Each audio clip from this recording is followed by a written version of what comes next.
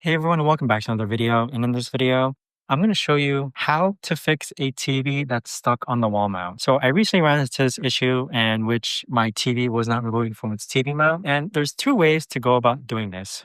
So the first way that you'll probably see online is that you could actually go ahead and grab a tape measure and you can kind of fiddle the tape measure to where this prong that you see here acts to pull down on the lever that unlocks your TV. So this is the first way that you'll probably see online. And unfortunately, this method didn't work for me, but it has worked for others. Now, what essentially ended up working for me is that on my TV mount, it ended up being that the actual pull cords weren't working. So there's cords down here that were actually jammed.